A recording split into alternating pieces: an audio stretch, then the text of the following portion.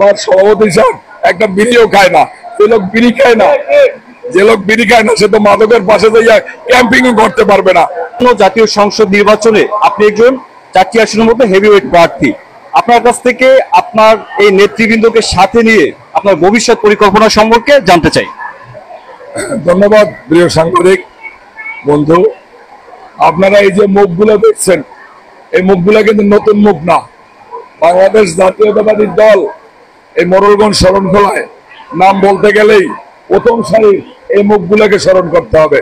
যেমন আনোয়ার হোসেন পঞ্চায়েত, ইসাক আলী মোল্লা, তালুকদার ফজলুর রহমান সাহেব, আমাদের বর্ষিয়ার নেতা জাফর তালুকদার, মধু, রুহুল, এই যারা আছে এখানে এরা কিন্তু পোরখাওয়া নেতা। দীর্ঘ 2 যুগ পর্যন্ত এই বিএনপিতে আছে এবং আমার ধারণা এদের মৃত্যু হবে বিএনপিতে, এর বাইরে যাওয়ার কোনো সুযোগ নাই। দীর্ঘ 17টি বছর আমি এদের নিয়ে আন্দোলন সংগ্রাম করেছি। এই লোকগুলি এবং আমি একদিনের জন্য কোথাও যাই নাই এবং দলকে ভুট্টিও পারি নাই। দলের যে নির্দেশনা ছিল ভারপ্রাপ্ত চেয়ারম্যান জনতা জনাব তারেক রহমান যে নির্দেশ দিয়েছে, এই মুখগুলি সবসময় অগ্রযাত্রায় ভূমিকা রেখেছে। যেমন একটা ঘোষণা দিয়েছি এই মোড়লগঞ্জ শরণখোলায়, মাদক চলবে না, সালিশ চলবে না এবং কোনোভাবেই জুয়া চলবে না, অন্যের জমি দখল চলবে না। এটা শুধু আমাদের ঘোষণা না, ভারপ্রাপ্ত চেয়ারম্যান জনতা জনাব তারেক রহমানের ঘোষণা।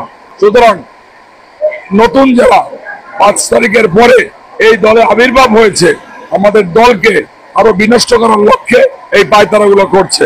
আমরা তাদের প্রতিহত করার জন্য বদ্ধপরিকর। আমাদের সুযোগ্য সভাপতি জনতা জনাব আনোয়ার হোসেন পঞ্চায়েত, ইসাক আলী, তারা কড়াভাবে নির্দেশনা আছে যে এইরকম কোনো কাজে যত বড় আপন লোকই হোক না কেন তাদেরকে দল থেকে বাদ দিয়ে দিতে হবে।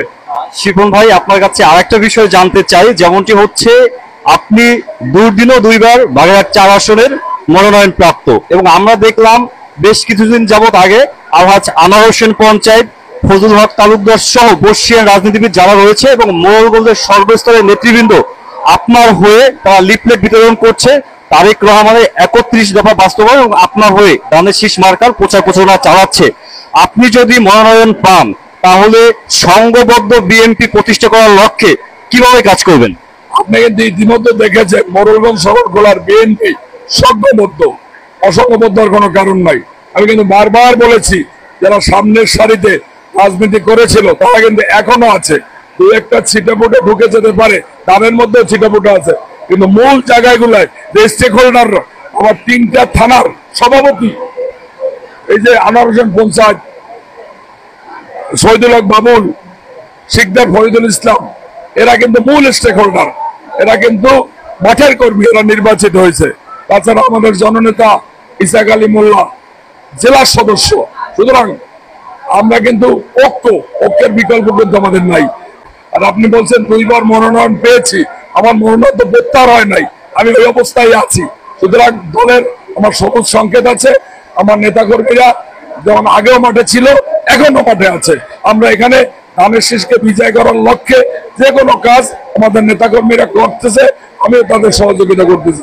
ধানের শীষ শুধু আমার একার না, ভারপ্রাপ্ত চেয়ারম্যান জনতা তারেক রহমানের ধানের শীষ, খালেদা জিয়ার ধানের শীষ, আনোয়ার পঞ্চায়েতের ধানের শীষ, মোল্লা ইসাক আলীর ধানের শীষ, ফজলুল তালুকদারের ধানের শীষ, আমাদের জাফর তালুকদারের ধানের শীষ। ধানের শীষ সবাই ধানের শীষকে বিজয়ের লক্ষ্যে যে কোনো পরিকল্পনা আমরা বাস্তবায়ন করবো ইনশাল্লাহ। ইতিমধ্যে দেখেছেন মাদক মুক্ত কিন্তু আমরা ঘোষণা দিয়েছি।